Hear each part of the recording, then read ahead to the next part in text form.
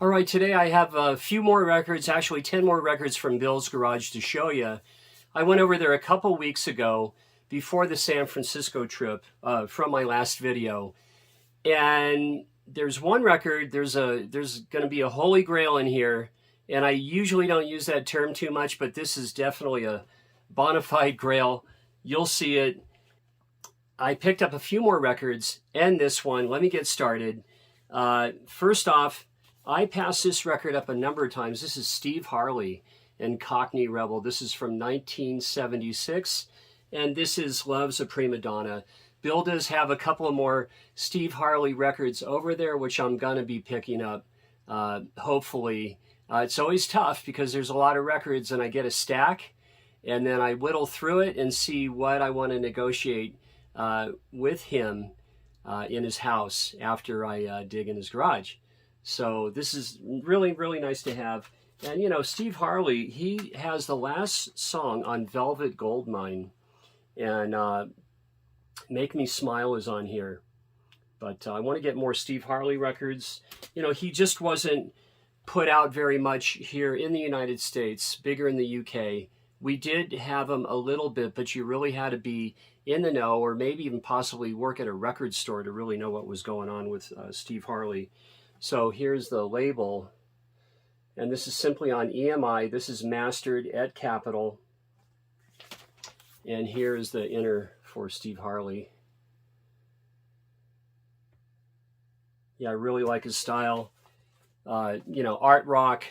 You really get a lot from Mark Bolan and Brian Ferry from his style, in my opinion.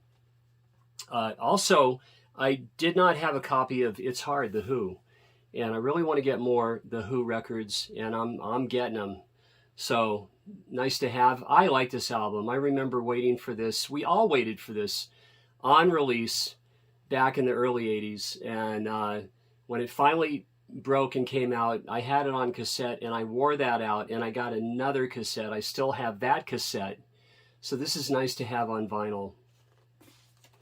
And it has the original inner. And it's just simply on Warner Brothers. Let's see here.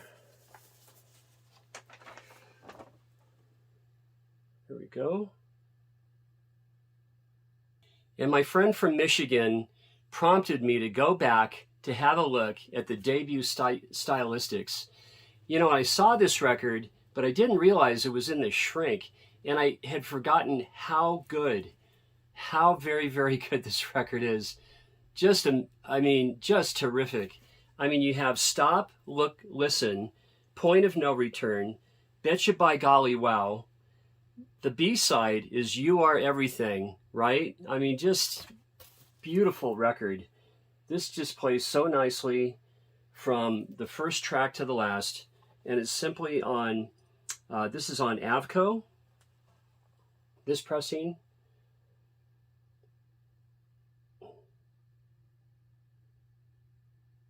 And next up, Bill and I both really like Johnny Winter and his brother Edgar. And here's the Edgar Winter Group. This is from 1974.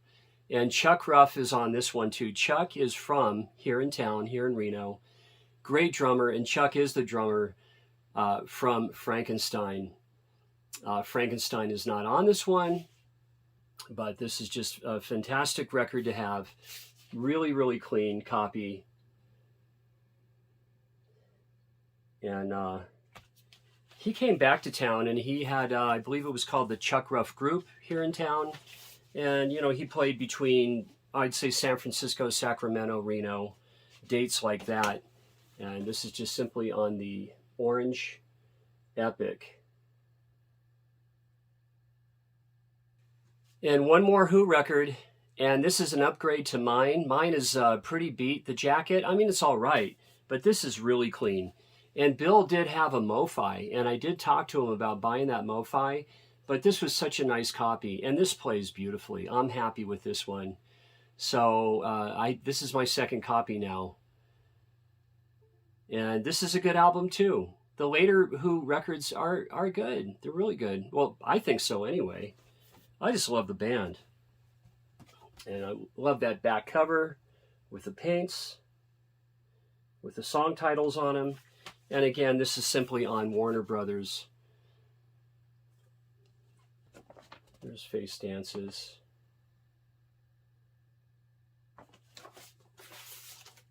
And I've been getting a lot of titles from this band in Bill's Garage, and from that haul that I had with 25-cent records.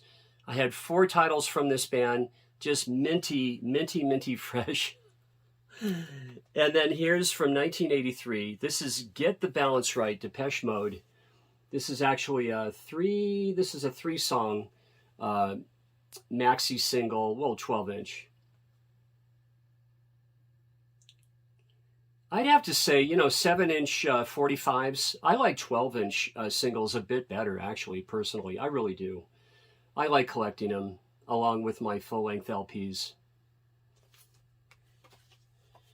And then from Quincy Jones as producer, this has Strawberry Letter 23 on it. And I never had this on vinyl. Very, very excited to have this. I played both sides. This is just a great record. So much fun. You know, on release, this was just a blast. It was all over the radio. Everyone enjoyed it.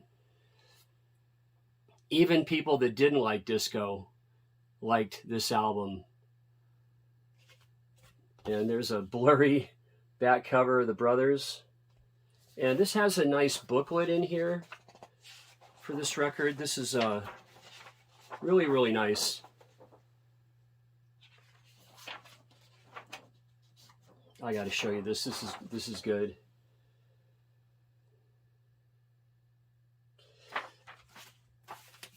And I love these inners. I love inner sleeves on all of my records with the originals. And I have a lot of those titles there. On the other side here, these are a lot of the Quincy Jones records from the era, from the 70s. And another Brothers Johnson title as well. Now, this is an upgrade, and I couldn't pass it by. It's just so clean. Such a beautiful cover for Bruce's second studio release. And I love this record. I was there on release when I was a 16-year-old kid. We all love this record. We were listening to this record, Hunky Dory and Ziggy Stardust, during this era in the fall and the winter of 1973. Wonderful album. This was really big on the West Coast. FM radio, Rosalita. I mean, we have Sandy here. New York's Serenade. Incident on 57th Street is just terrific. It really is. The whole record. I love this record. The first 2 records are really my favorite. They really are. Greetings from Asbury Park and E Street Shuffle. And all the other ones, all the other great ones are just a hair, just barely behind this, because I do, and I am, a Bruce Springsteen fan. Now, here's a record that I've wanted for a long time on vinyl, and I just never saw a really good copy. And this is a repress, but this is live at the Regal. How many great guitarists covered and copied this record note for note, and that's B.B. King. And what I recommend about this record, if you don't have it, this repress sounds fantastic on MCA, and you can get it for cheap. I mean, I'd say $8, $10. I'm not quite sure, but you can get a nice copy, and I recommend it highly. I just played it, the A side and the B side. And let me show you what the label looks like if you do go to buy it. And so here it is, guys. Here's the Grail. I'm just going to show you. Now, I have the other studio albums by this band, New York City, and I was waiting for the debut. I was waiting to see what came up, and I was just so many times ready to buy the repress, and I'm just so glad that I didn't. Here's an original copy from 1967. This is a West Coast pressing of the Velvet Underground with Nico. And that peel there, I don't even think it's been pulled off. I really don't. Now, it might have been and put back on, but I really don't think so.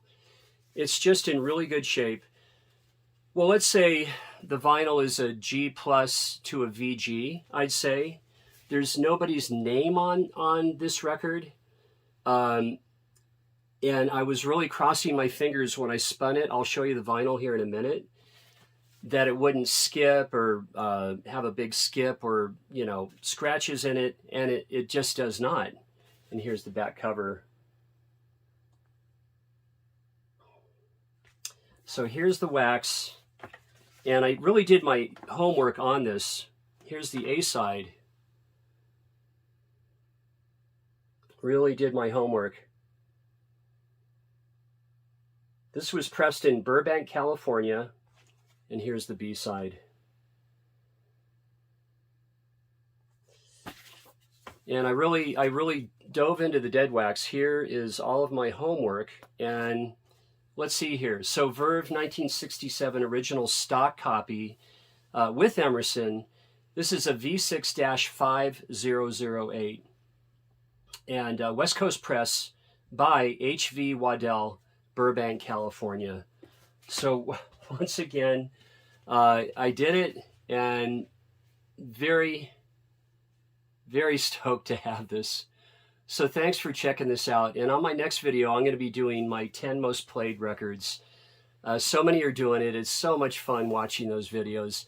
Thanks for watching, and I'll see you the next time. All right.